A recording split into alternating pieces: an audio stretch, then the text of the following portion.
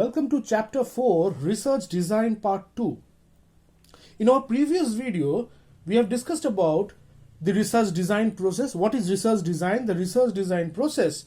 And we said that research design can be classified under three heads: exploratory research, descriptive research, and causal research. In today's video, we will move on with our discussion only on exploratory research. Now, exploratory research studies are also termed as formulative research studies, or else you can also term it as a non-conclusive research design. The main purpose of such studies is that of formulating a problem from where a precise investigation or of developing the working hypothesis from an operational point of view. The major emphasis in this study is on the discovery of an idea and insight. If you remember, we discussed about this particular area that in exploratory research, which is purely based on secondary data and qualitative research, what we are trying to find out? We are trying to find out few variables of interest with reference to our research problem. Now, in a research problem, if you remember, we talked about a research gap. So we require to identify various literatures where we can potentially highlight certain amount of gap in the existing literature, and then we frame our research problem. Now, we also require to understand that we have to identify certain variables. Now, once we have identified this particular variable or variables, we require to see the impact of this variable to the outcome or the research objective or the problem which has been framed via certain hypothesis. So an exploratory research is usually conducted at the outset of the research project. So whenever a researcher is trying to understand the research process or the research problem, the researcher starts with exploring. Now, what he explores? How does he explore? So he explores by talking to the people, or it can be experts, reading literature, trying to collect as much of information possible to which he or she can, or the researcher can interpret in her study, subject of interest. It is usually conducted at the outset of the research project, which is highlighted as a second point. So the researcher has no idea. So when the researcher doesn't have any idea, he tries to conduct the study to gain what? To gain insight, knowledge about the research. So this is what is termed as an exploratory research. Now the question comes, why we require to do an exploratory research? Now we require to do an exploratory research in order to gain background information. We also require to define terms which might be used in research. That means I'm talking of the variables. Third, it might be with respect to the problem and developing working hypothesis with reference to those variables, and we require to test this hypothesis to see which particular variable or group of variable or which variable influencing which variable in our final study, and establishing the research priorities. Now, I'll just give you an example. When a company is thinking about bringing a new product in the market, a complete new product in the sense a radical innovation. Now the company has no previous idea about the consumers, how they are going to behave. So consumer has no idea also. How will the consumer react? So when we don't know or we don't have any clarity about information, then in such a condition, exploratory research helps to understand the background information, to understand what all can be possible reaction or what all possible reaction can be there in the consumer market. Now, from a point of view of psychology, why does a person behave in a particular manner? Now, why a person behave in a particular manner, there might be 3, 4, 5 variables which can be identified as the variables which influence the behavior of that particular person. Now, thereafter you build what? You build up a hypothesis based on the knowledge you acquired and test the variables identified in your hypothesis. So in exploratory research, a research always starts with a particular question. Now, exploratory research can be further classified. I will not talk about the major classification because we will be discussing in another video about exploratory research. A separate video will be on qualitative research. Another video will be on the secondary data.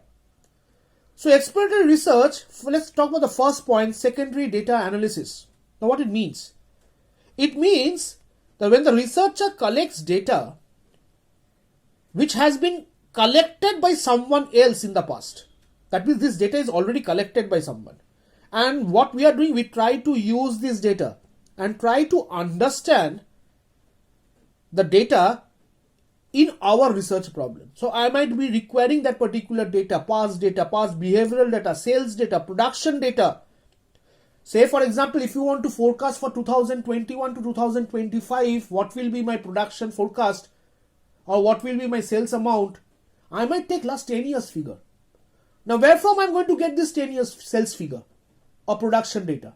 I might get it from any industrial journal or else from the company report, or else even if I can go to the website of that particular company, I might get information about their sales figure from the financial statements and other documents which has been uploaded in their website. The next point comes is experience survey. Now what it means? Now to gather information from those who are knowledgeable, who has experience on an issue pertaining to the research problem. Say I give an example. If we are doing a research on COVID symptoms, who are the best people out here? Where from I can collect information? I do an experience survey. It has to be doctors. Because a study on COVID symptoms, the best are the doctors who can give me a perfect clarity information about the possible symptoms. Or else, I can even go to certain lead user survey. Now what is this lead user survey? Basically from a marketing scenario I'm talking about. In a marketing scenario, the consumer who initiate a buying process or the first person who have used the technology is called an innovator. I again come down. Who is an innovator? The person who is using the product for the first time. And at the very beginning he has been using. That means you have launched the product in the market. He is the first person who has taken the product or has been using that particular product. He is termed as an innovator.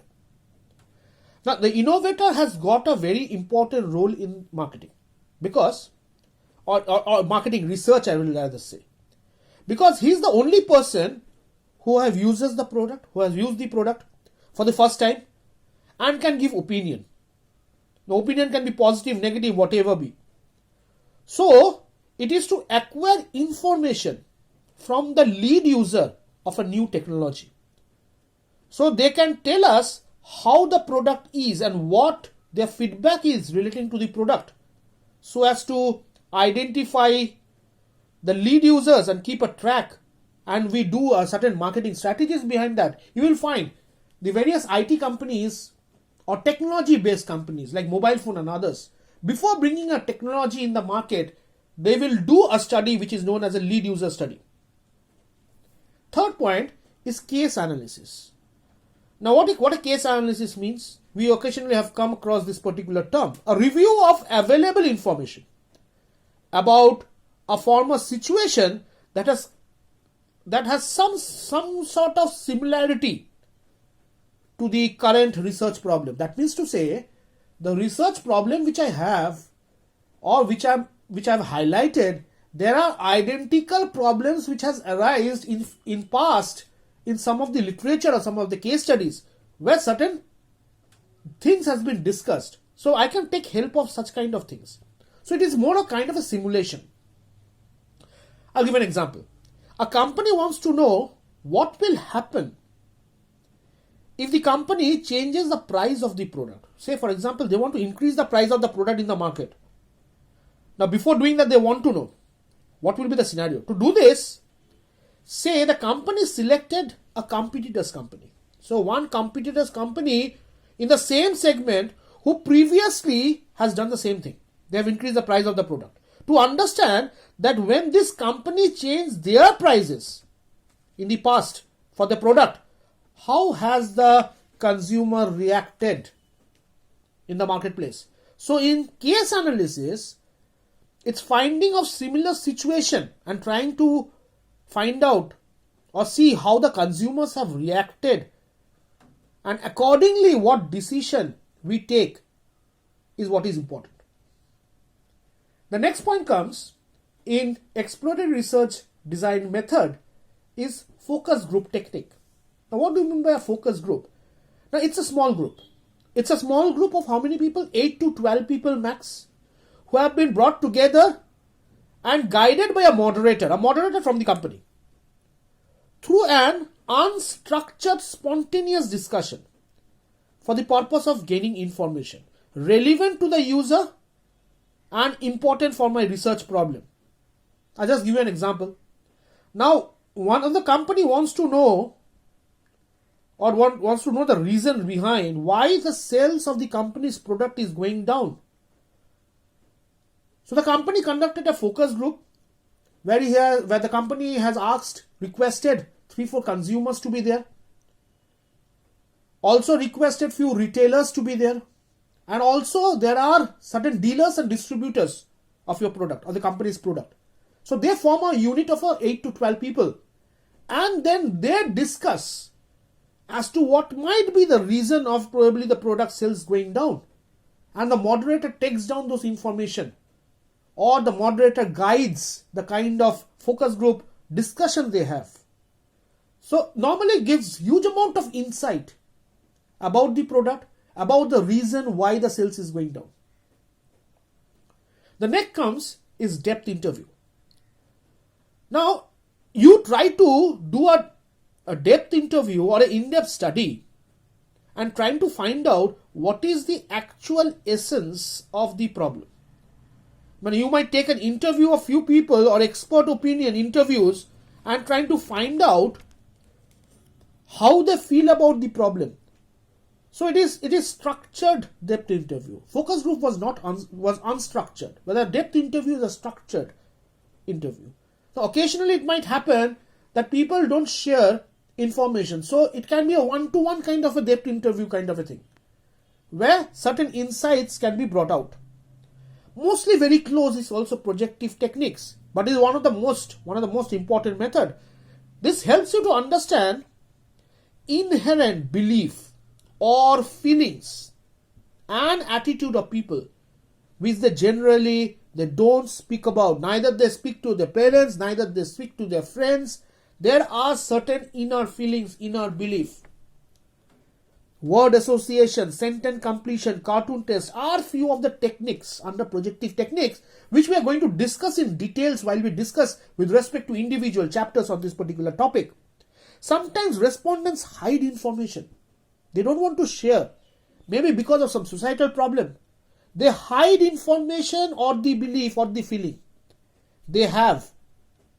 But a marketer on the other side, a company or a researcher will be looking forward to retrieve such kind of information using projective technique. So I hope you have understood the various methods which can be applied under exploratory research method. So in exploratory research method, our next chapter, our next particular topic on exploratory research will be based on secondary data and qualitative data. You can check in qualitative data we had focus group, depth interview, projective technique and others. As well as we have also secondary data. So this will be a separate chapter to discuss on. Lastly, before we close, we also require to understand that in our next video, we will be moving on to descriptive research. So we have explained what is exploratory research, an introductory part on exploratory research. The next topic of our discussion in the next video will be on descriptive research. I hope you have understood the concept. Till then, thank you. Have a nice day.